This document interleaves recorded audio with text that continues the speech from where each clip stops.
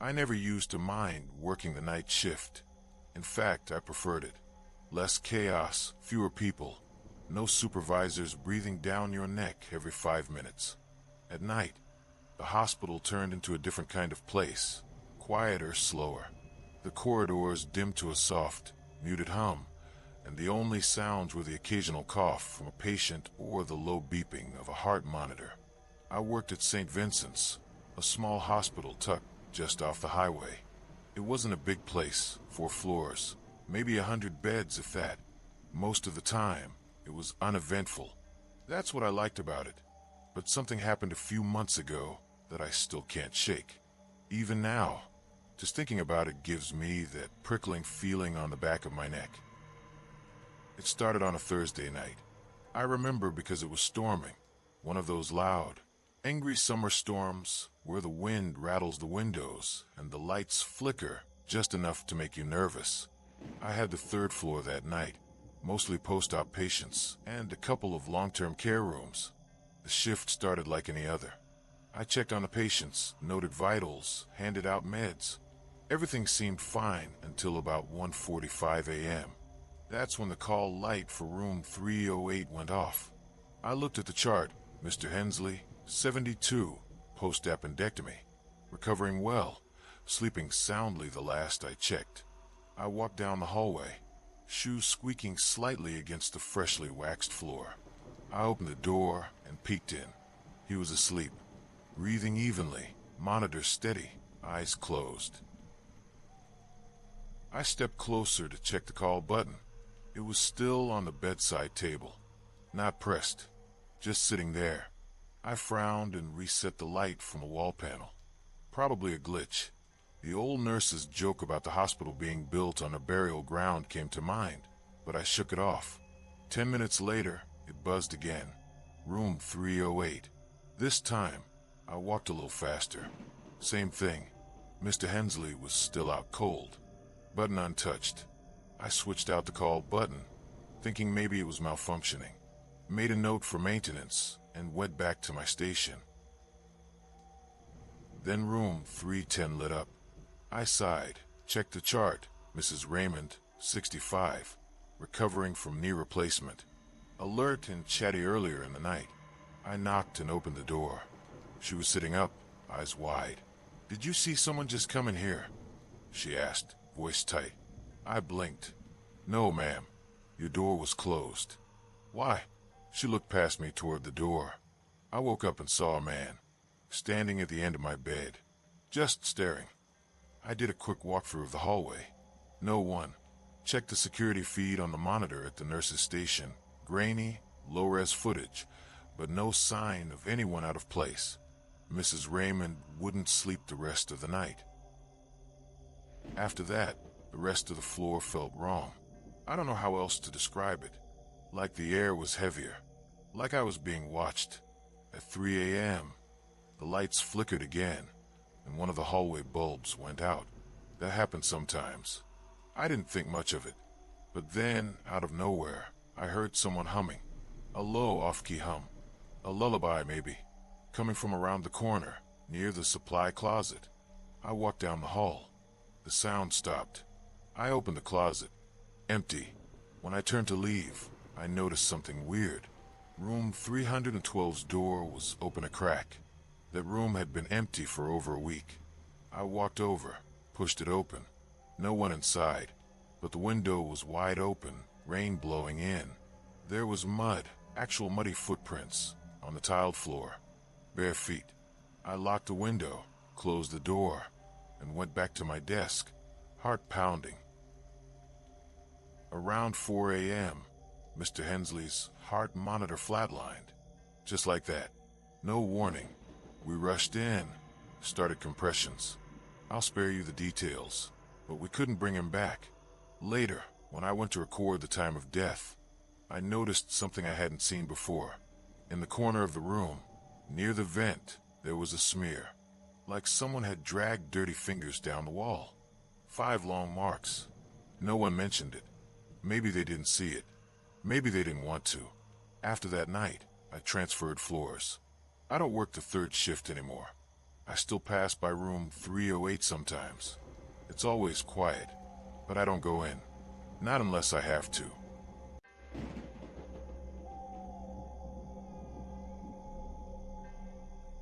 I've worked night shifts as a nurse for the better part of 7 years.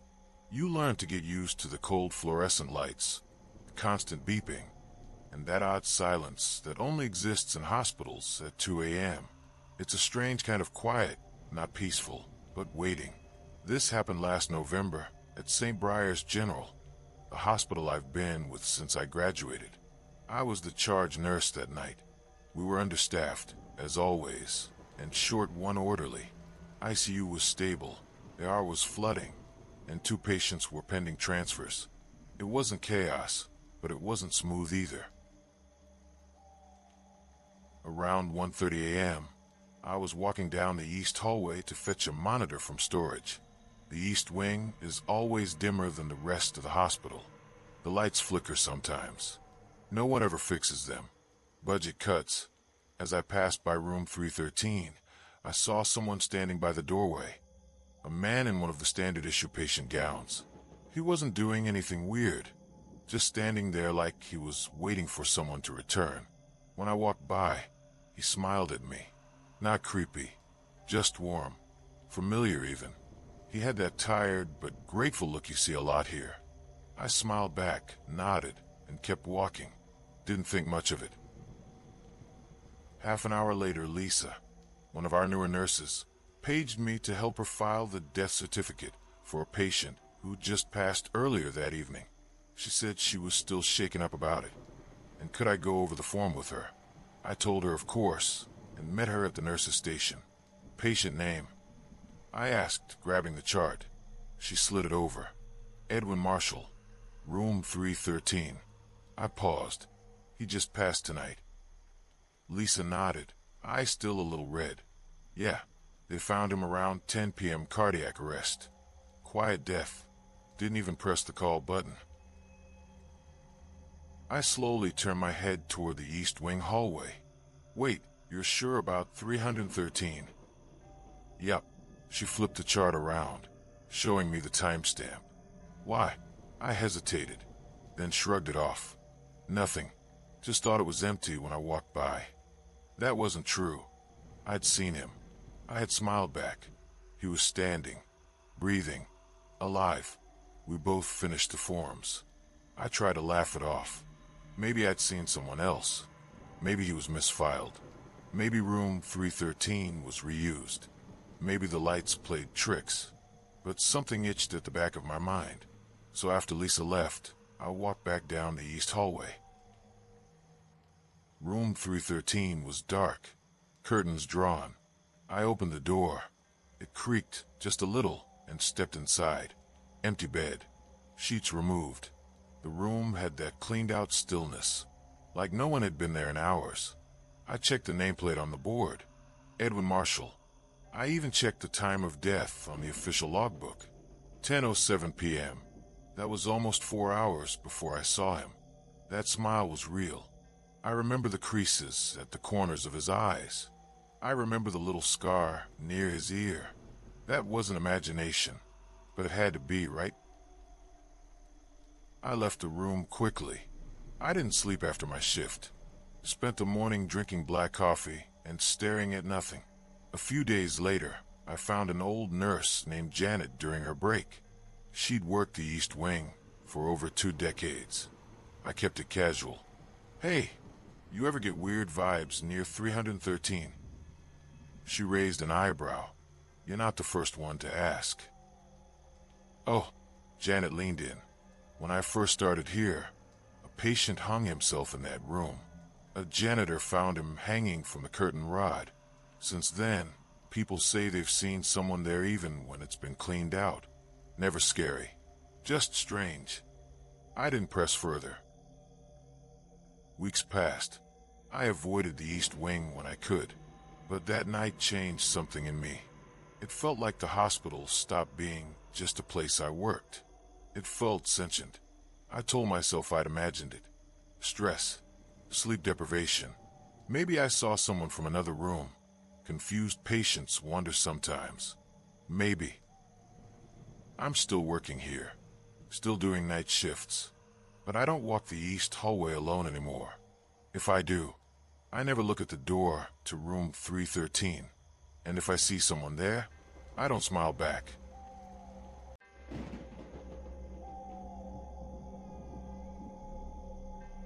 I've been working in the hospital mortuary for 6 years. Night shift. People always ask me how I do it. I usually just shrug and say, "You get used to anything." Which is half true. You get used to the silence, the cold, the paperwork, the stillness of the dead. But the part you never get used to, it's how alone it feels. Last November, during the tail end of flu season, the bodies were coming in faster than we could process them. Overflow from upstairs, ICU mostly, some from ER. I was covering for Pete that night. He'd taken emergency leave. Never said why. Just didn't come back. HR told me to hold the fort. That should have tipped me off. Around 2 a.m., I was logging in a man from the trauma ward, mid-60s. No family had come. Just the usual plastic bag with a wallet, phone, and wedding ring. The tag said, "Died, 1:37 a.m." No name yet, just a temporary ID. He had that slightly confused look some people die with. Eyebrows raised like they weren't expecting it to end just then. The fridge was nearly full. Drawer 7 was open, empty. I slid him in, logged the entry, and went back to the desk. Nothing strange. No ominous feelings.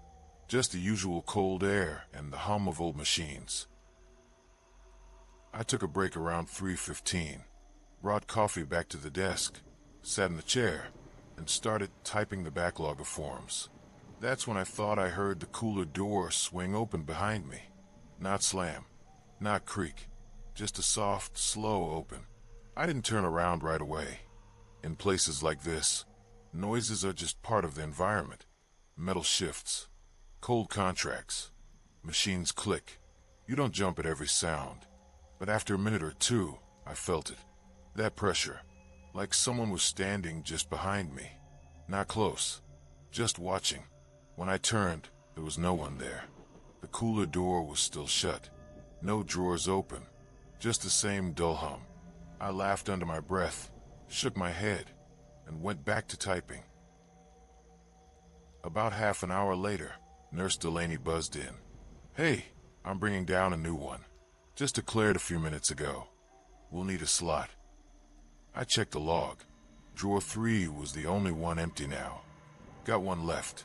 I'll unlock the cooler," I said. When she arrived, we wheeled the body in together. She was quiet, looked tired. I made a joke to lighten the mood, but she didn't respond. We loaded the body into drawer 3, and she handed me the death sheet. I glanced at it and stopped. Time of death, 1:37 a.m. Same temporary ID. I frowned. "You sure this isn't a duplicate?" She shook her head. "Just passed. ICU. I watched the doctor declare him." I looked over at drawer 7. That shouldn't be possible. I didn't want to say anything. I just nodded and filed the paperwork like normal. When she left, I opened drawer 7. Empty. No tag. No body. Nothing. The log still showed him checked in. No checkout. The timestamp was there. The camera in the hallway showed no one entering or exiting since. I started going back through the logs. Every cooler has a unique lock release code. Mine hadn't been used since I'd locked it after placing the first body. I even checked the internal sensors.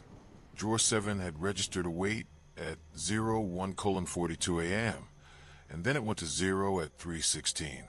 The exact time I turned around after hearing the cooler door open. But no one came in. No one left. No keycards were scanned. No drawers were logged as opened. I told myself it had to be a glitch. I even called maintenance and asked them to check the drawer's weight sensors. They came down the next morning, ran diagnostics. Everything was within expected parameters. Nothing unusual, they said. A week later, I saw something else. I was helping a pathologist set up for a teaching session. We had 4 cadavers lined up for a class. As we unzipped the last bag, I felt that same strange pressure. Not fear, just unease, like someone had walked over your grave. I glanced down at the tag. Temporary ID. Same one. No name. Time of death, 1:37 a.m. I blinked. Did this body come from drawer 3? I asked the pathologist. She looked up. No. Drawer 6, I think. Later I checked. Drawer 6 had been occupied the whole time by someone else, and the file we received didn't match anyone in the system. I asked the front desk, who had transferred the body. They looked confused. There was no record of a transfer. No body was supposed to come down for dissection that day. I told my supervisor. She shrugged. Mix-up, probably. I pushed harder. I pulled every log, every form, every camera feed. There was nothing. It's like the man had been placed there by no one. That was 3 weeks ago. Last night, I found a new body logged in. Time of death, 1:37 a.m. Drawer 7 again. I opened it slowly. The man inside wasn't the same, but he looked similar. Same tired eyes, same gray stubble, same slightly raised eyebrows, like he still didn't believe what was happening. And when I stared too long, I could swear. He smiled, just for a second. I shut the drawer. I don't tell people this part, but I will hear, since you're still listening. The tag, the one from the very first night. I kept it. It's in the bottom drawer of my desk, behind a pile of old gloves and tape. Every now and then, I look at it. Not because I want to, but because I need to know it was real, that someone was there, that I didn't just imagine it. But last night, when I opened that drawer, the tag wasn't there. In its place, a folded piece of hospital linen, with the time written in red ink, 1:37 a.m.